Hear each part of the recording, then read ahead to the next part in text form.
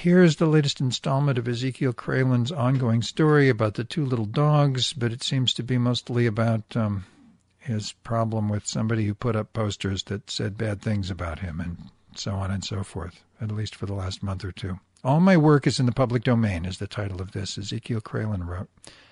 Email correspondence, July 16, 2023. All capital letters here. Urgent.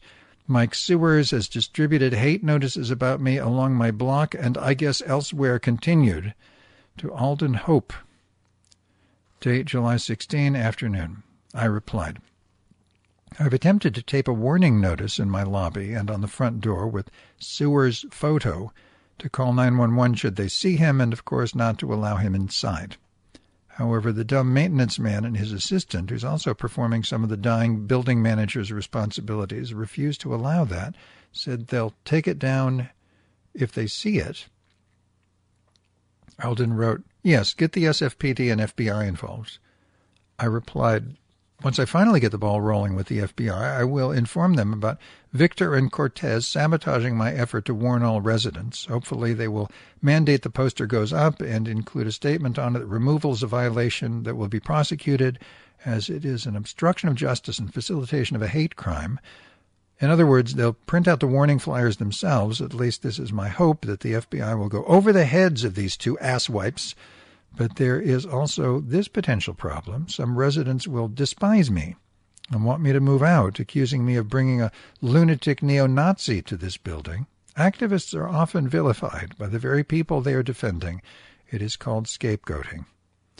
I've also contacted Deputy Connor Rhodes of Mendocino County Sheriff Department per George Dennis's suggestion a few months back. Here's what I emailed. Copy of the letter attached.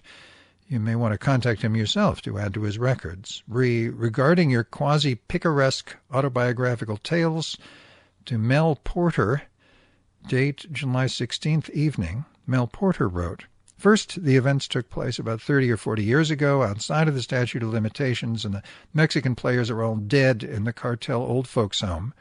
Dead or in the cartel old folks' home, but you never know with these hotheads or how subsequent generations would feel about how people or the industry are presented. Secondly, in the actual book, I would change every name, including mine. Third, there was a deal with the U.S. government which offers me protection from prosecution for anything I have done or ever will do, but we'll get to that. Lastly, I would publish under a pseudonym and as a memoir based on true events. My grandson, who is a TikTok influencer with millions of followers, keeps insisting that I need a YouTube channel, which I would do in disguise with voice altered. I replies, I see. Fascinating. It would have been great if you could upload Marshall's narrations, but since he uses your real name, that would be a problem. Mel Porter wrote, It does seem to have a cinematic quality, and I would love to see it as a film. I guess the first step is to finish the book. I'm continuing to edit and add even more juicy details. One of my biggest problems is assuming my audience knows more than they do. I love making the segues into the details of production since I believe little is known about them. I replied, Those segues are astounding. Mel Porter wrote, My favorite author of all time is Marcel Proust, who will go on for 30 pages telling you how he falls asleep. I replied, I do some of that myself, always for humorous effect, that is. I bore the hell out of my readers at times, once to get them hooked into a thrilling passage. But the way I bore them is a delightful read nonetheless. Mel Porter wrote, Believe me, I couldn't fit everything into this one, and there might be a second if the first is well received. Throughout my career, I've just done scientific papers, but this is really fun, and I believe it's important that this history doesn't get lost. What I've seen in the past in this genre is very straightforward. We smuggled, it worked for a while, and then we got in trouble. I really want to talk about the characters I met. They were all priceless. I also wanted to place it in the political and social context, which explained why I did what I did. I replied, That you have great fun composing these scenarios comes in loud and clear in the telling, and your scientific background has paid off remarkably well in more ways than one. Mel Porter wrote, Again, thank you. I'll check out your suggestions about self-publishing. I'm definitely getting a copy of your book.